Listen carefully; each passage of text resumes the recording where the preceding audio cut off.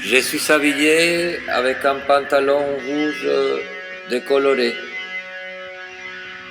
les poches saillantes de tout mon bazar, une chemise de ma première fiancée, bleue,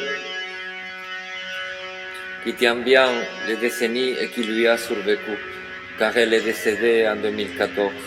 Et puis, une veste en velours, une golden brown, qui refait apparition depuis la dernière fois que je l'ai portée en 1999.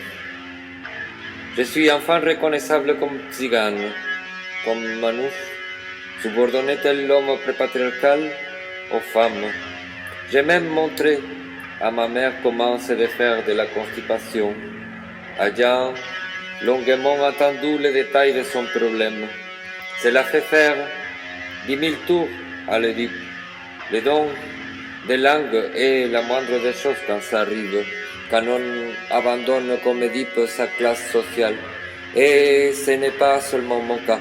Les Espagnols pauvres deviennent des renonçants et des êtres spirituels en progression cubique. Mes mains sont somnolentes sur le clavier, les messages comme quoi je suis prêt à flancher, comme on se prépare à la mort.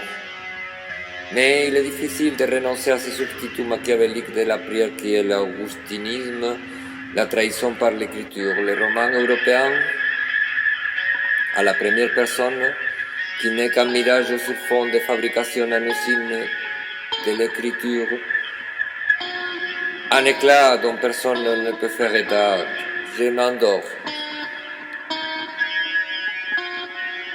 Pascal aurait-il attribué à Saint-Augustin sa propre métaphysique de la liberté? Fénélon ne se souciait pas de projeter ses pattes de chaton sans âge sur le domaine de la patristique.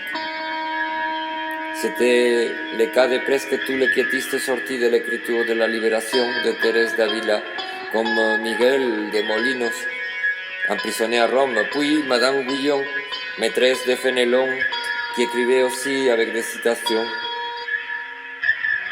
L'auteur du soir s'était lui caché derrière les décors d'une autre époque et d'un autre auteur autorisé par la sainteté et les souvenirs factices à faire l'expérience mystique dans une communauté interdite de métaphysique. Les moindres remous chez tes lecteurs a dû se dire Moïse de Léon et puis plus tard Thérèse d'Avila et tout coule dans ta propre latrine mystique.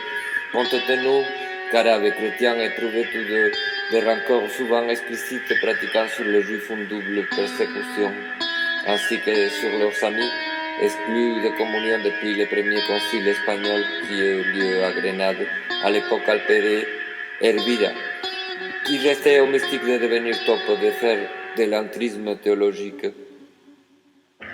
Puis, lorsque l'armée espagnole s'est prononcée pour l'hypothèse d'une transmission aérienne du virus Ebola, mon père, toujours fataliste, s'attendait ce soir à ce que l'on commence à tirer sur les gens dans les rues. Des délicates clochettes qui sonnent avec le souffle du petit vent descendu de la montagne sont le seul bruit. Les jeunes sont venus après nous comme une récolte d'êtres souvent merveilleux. Ils sont sensibles là où nous avons endormi nos consciences par manque de force pour tenir.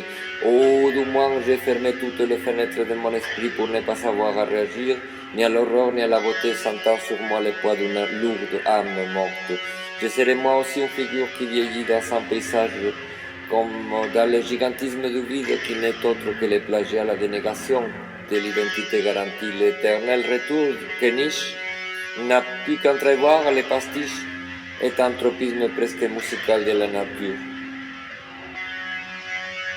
N'a jamais parlé d'un autre projet de traduction d'un auteur relativement jeune qui, dans un de ses livres, rend compte d'une période religieuse, ou du moins proche du sentiment d'appartenance religieuse.